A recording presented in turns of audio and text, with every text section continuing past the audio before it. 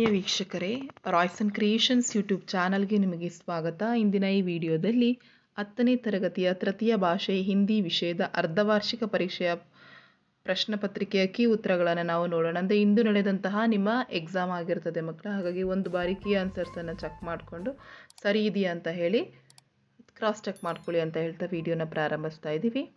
सो ಮೊದಲನೇದಾಗಿ first main ಗೆ ಹೋಗೋಣ. सो फर्स्ट मेन निम्नलिखित प्रश्नों के लिए 4 विकल्प सुझाए गए, उनमें से सर्वाधिक उचित विकल्प चुनकर उनके संकेताक्षर सहित पूर्ण रूप से लिखिए. सो ಇಲ್ಲಿ 8 ಪ್ರಶ್ನೆಗಳಿದಾವೆ. ಫಸ್ಟ್ ಕ್ವೆಶ್ಚನ್, ಸುಲಭ ಶಬ್ದ का विलोम रूप है. सो ಸುಲಭನ ಶಬ್ದಕ್ಕೆ ವಿಲೋಮ ರೂಪವನ್ನು ಕೇಳಿದರೆ ಸರಳ,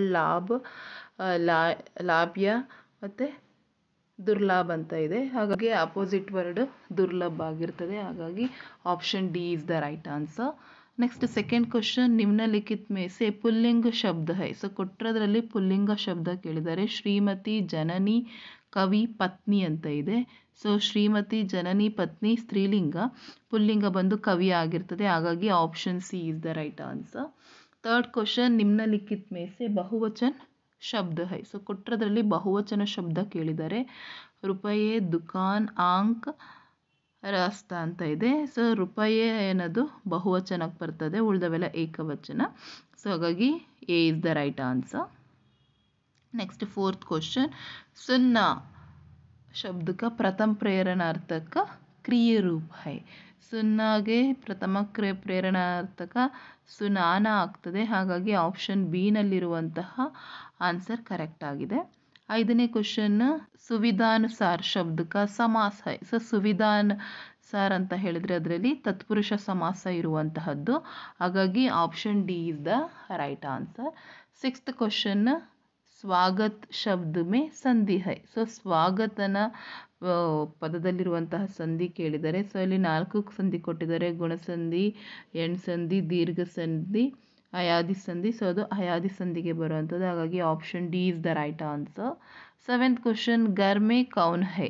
ವಾಕ್ಯ ಮೇ ಪ್ರಯುಕ್ತ ವಿರಾಮ್ ಚಿಹ್ನೆ ಹೈ. ಸೊ ಅದರಲ್ಲಿ ಬಳಸಿರುವಂಥ ಚಿಹ್ನೆ ಯಾವುದು? ಆಬ್ವಿಯಸ್ಲಿ ಅದು ಪ್ರಶ್ನಾವಾಚಕ ಆಗಿರ್ತದೆ. ಹಾಗಾಗಿ option E is the right answer. Next eighth question, ಮೇ ಅಭಿ ಬಾಜರ್ ಡ್ಯಾಶ್ ಬುನಾ ಲಾತಾ ಹೂ. ರಿಕ್ತ ಸ್ಥಾನ ಕೆ ಲಿಯೆ ಉಚಿತ ಕಾರಕ ಚಿಹ್ನೆ. ಸೊ ಕರೆಕ್ಟ್ ಆಗಿರೋ ಕಾರಕವನ್ನು ಬರೀಬೇಕು. ಮೇ ಸಭಿ ಅಭಿ ಬಾಜಾರ್ ಸೆ ಬುನಾ ಲಾತಾ ಹೂ. ಸೆ ಅನ್ನೋ ಒಂದು ಕಾರಕವನ್ನು ಬರೀಬೇಕಾಗ್ತದೆ. ಹಾಗಾಗಿ option D is the right answer. So ಇದಿಷ್ಟು ಆನ್ಸರ್ಸನ್ನು ಬರೆದಿದ್ರೆ ನಿಮಗೆ ಇಲ್ಲಿ 8 ಅಂಕಗಳು ಸಿಗ್ತದೆ ಮಕ್ಕಳ. ನೆಕ್ಸ್ಟ್ ಸೆಕೆಂಡ್ ಮೇನ್ಗೆ ಹೋಗೋಣ. निम्नलिखित प्रथम 2 शब्द में सूचित संबंध के अनुसार तीसरे शब्द का संबंधित शब्द लिखिए. 9ನೇ क्वेश्चन, प्रियलता, सोना जूही, प्रिय खाद्य काजू. 10ನೇ क्वेश्चन, मंदिर के पुजारी पक्षी लक्ष्मण शास्त्री, स्थानीय ठेकेदार अहमद जलालुद्दीन.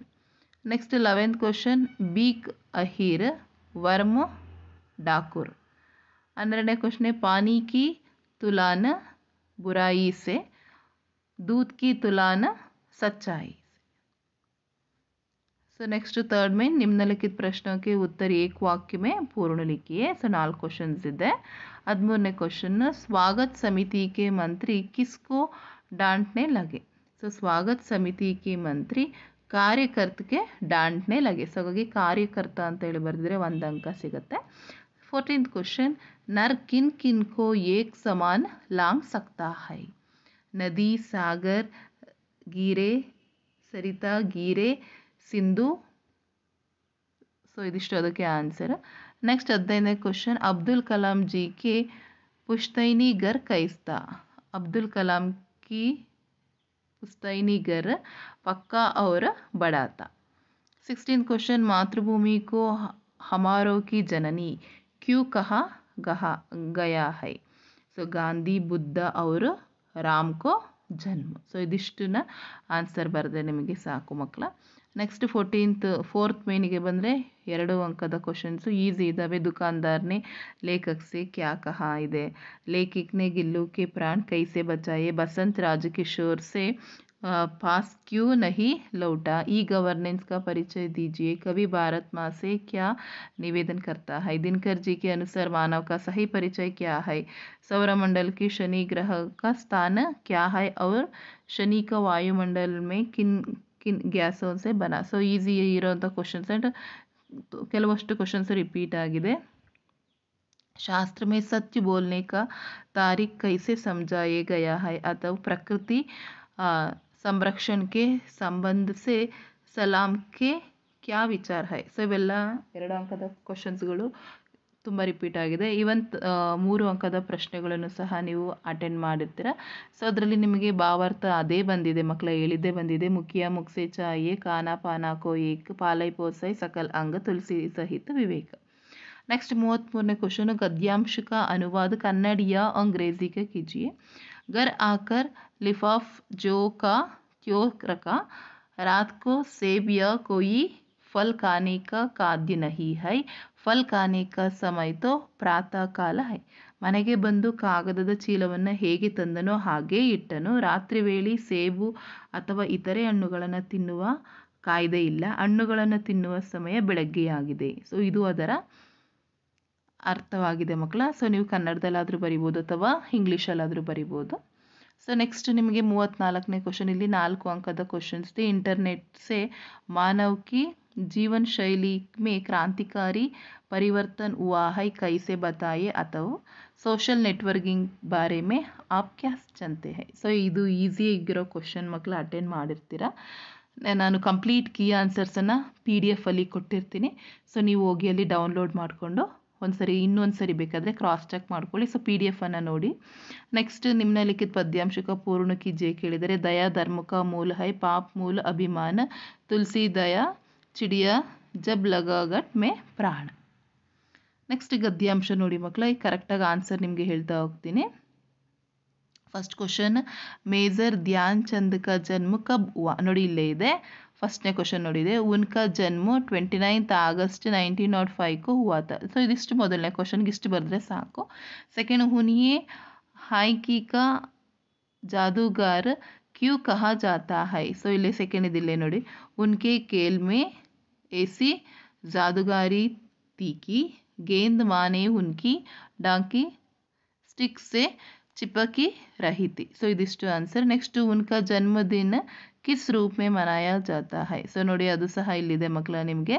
उनके जन्मदिन को भारत में राष्ट्रीय खेल दिवस के रूप से मनाया जाता है. नेक्स्ट, अपने खेल जीवन में उन्होंने कुल कितने गोले किया. सो ಇಲ್ಲಿ ಇದೆ ನೋಡಿ ಆನ್ಸರ್, खेल जीवन में 400 से की अधिक गोल किया. ಸೊ ಇದಿಷ್ಟು ಅದ ಆನ್ಸರ್ ನೋಡಿ 4 ಮಾರ್ಕ್ಸಿಗೆ. ಆ್ಯಂಡ್ ಲಾಸ್ಟ್ ಮೇನಿಗೆ ಬಂದರೆ ನಿಮಗೆ ನಿಬಂಧನೂ ಸಹ, ನಾಗರಿಕೆ ಕರ್ತವ್ಯ, ಜನಸಂಖ್ಯಾ ಕಾ ಸಮಸ್ಯೆ, ಆಜ್ ಕಿ ಅವಶ್ಯಕತಾ, ಇಂಟರ್ನೆಟ್. ಸೊ 3 ಸಹ ನಿಮಗೆ ಹೇಳಿದ್ದೀವಿ. ಅದರಲ್ಲಿ ಒಂದನ್ನು ನೀವು ಬರೆದಿರ್ತೀರ ಮಕ್ಕಳ. ಆ್ಯಂಡ್ ಲೆಟರ್ ರೈಟಿಂಗ್, अपने बड़े भाई को विवाह में शामिल होने का कारण बताते हुआ प्रधान अध्यापक के नाम चिट्ठी पत्र लिखी, ಅಥವಾ दशहरे की छुट्टियों में मित्र की आमंत्रित करते हुआ एक ಪತ್ರ लिखी. ಸೊ ಇದಿಷ್ಟು ಕಂಪ್ಲೀಟ್ ಈಸಿ ಇದೆ. ಸೊ PDF ಅನ್ನು ಡೌನ್ಲೋಡ್ ಮಾಡಿಕೊಂಡು ಪ್ರಾಕ್ಟೀಸ್ ಮಾಡ್ಕೊಳ್ಳಿ ಅಂತ ಹೇಳ್ತಾ ವಿಡಿಯೋ ಎಂಡ್ ಮಾಡ್ತಾ ಇದ್ದೀನಿ. Thank you for watching this video.